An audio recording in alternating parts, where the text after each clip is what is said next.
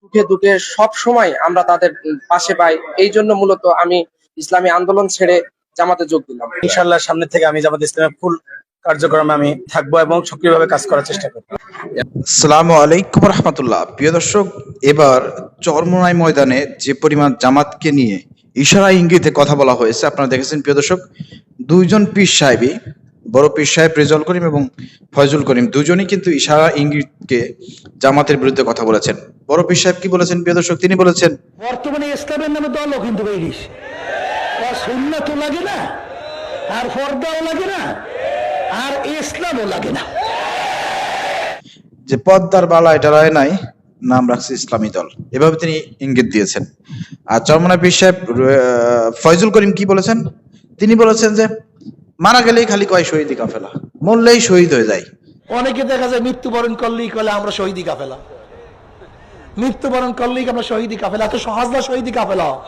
শহীদি কাফেলা, শহীদি কাফেলাকে কটাক্ষ করে তিনি কাদেরকে ইঙ্গিত করেছেন সে বিষয়ে কিন্তু আপনারা অবগত আছেন।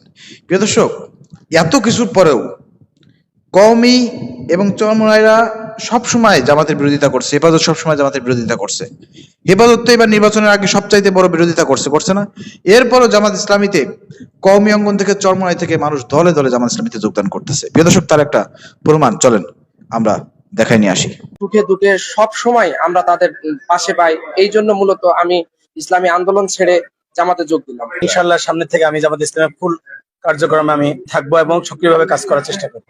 এতগুলো দল থেকে বাংলাদেশ জামাতে ইসলামীতে যোগ দেওয়ার কারণটা হচ্ছে বর্তমানে আমরা লক্ষ্য করে দেখছি জামাতে ইসলামী ছাড়া অন্যান্য যে দলগুলো রয়েছে তারা তাদের ব্যক্তি স্বার্থেই এই রাজনীতিতে আসতে যাচ্ছে। একমাত্র জামাতে ইসলামী যারা মানুষদের এবং পুরো দেশের উন্নতির জন্য এবং আল্লাহর দিন, যেহেতু আমরা মুসলিম, আমাদের টার্গেটই হচ্ছে কি আল্লাহর জমিনে আল্লাহর দিনকে কি করা, বাস্তবায়ন করার চেষ্টা করা। বর্তমান আমরা যতগুলো দল রয়েছে, এখন আমরা ইসলামকে বিজয় করার জন্য এই জামাত ইসলামীকে আমরা সিলেক্ট করলাম, আমরা চয়েস করলাম। আমি ইতিপূর্বে ইসলামী আন্দোলনের সঙ্গে ছিলাম। ইসলামী আন্দোলনের সঙ্গে প্রায় 3 বছর যাবত ছিলাম। দেখেছি ইনশাল্লাহ তারাও দল ভালো ছিল, কিন্তু যখন দেখলাম যে জামাতের সঙ্গে জোট করার পরও তারা এই জামাত থেকে বের হয়ে গেল, এরকম আমার অনেক বন্ধু বান্ধব আছে যারা জামাতে যোগ করতেছে। কারণ জামাতের মধ্যে অনেক লোক আছে, জামাতের মধ্যে যারা দায়িত্বশীল, এরা খুবই আন্তরিক এবং মহব্বতের। তারা সুখে দুঃখে সব সময় আমরা তাদের পাশে পাই। এই জন্য মূলত আমি ইসলামী আন্দোলন ছেড়ে জামাতে যোগ দিলাম। আমি আগে ইসলামী আন্দোলন করতাম, এখন পাশাপাশি হেফাজত ইসলামের দায়িত্ব ছিলাম, চরমোনাই ছিলাম এবং হেফাজত ইসলামের দায়িত্ব ছিলাম। তো আমি সেখান থেকে আমি পদত্যাগ করে আমি বাংলাদেশ জামাত ইসলামে যোগদান করছি, খুব আনন্দিত এবং ফর্ম পূরণ করছি। ইনশাআল্লাহ সামনে থেকে আমি জামাত ইসলামের ফুল কার্যক্রমে আমি থাকবো এবং সক্রিয়ভাবে কাজ করার চেষ্টা করব। আমার বিশ্বাস যে, প্রিয় দর্শক, আপনার ভিডিওতে দেখলেন এখানে দলে দলে কওমি এবং চরমোনাইয়ের লোকজন, প্রিয় দর্শক, কওমি অঙ্গন থেকে দলে দলে জামাত ইসলামীতে যোগদান করতেছে। একটাই কারণ কওমি, হেফাজত বলেন, চরমোনাই বলেন, এরা ব্যক্তি কেন্দ্রিক দল, গোষ্ঠী কেন্দ্রিক, পরিবার কেন্দ্রিক দল।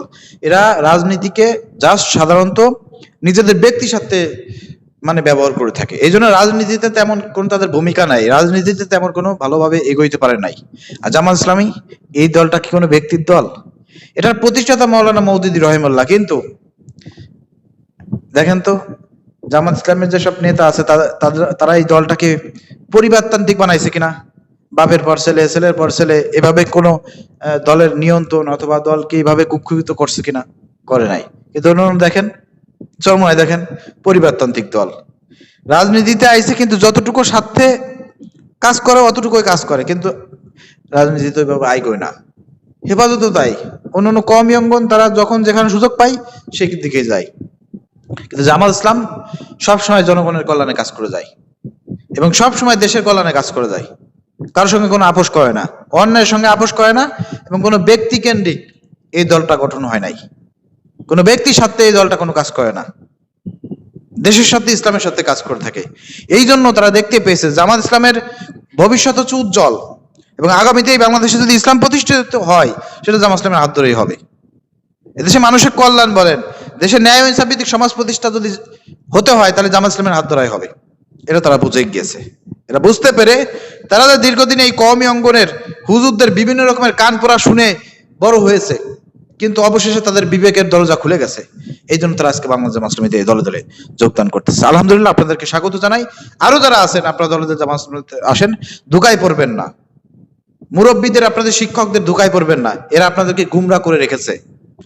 এই কওমি অঙ্গনের বেশিরভাগ জায়গায় জামাত ইসলাম সম্পর্কে ভুল ধারণা ছাত্রদের মধ্যে ঢুকিয়ে দিয়ে, চরমোনাই থেকে ছাত্রদের মধ্যে জামাত ইসলাম সম্পর্কে ভুল ধারণা ঢুকিয়ে দিয়ে গুমরা করে রেখেছে। এই জন্য বলবো যে গুমরা হয়েন না, নিজের বিবেক বুদ্ধি চিন্তা চেতনা দিয়ে একটু চিন্তা করেন যে আপনি যে দলে আছেন, যে কওমি অঙ্গনে আছেন, আপনাদের দলের নেতারা কি করতেছে আর জামাত ইসলামী দেশের জন্য কি করতেছে, একটু বিবেক দিয়ে চিন্তা করেন। ধন্যবাদ সবাইকে।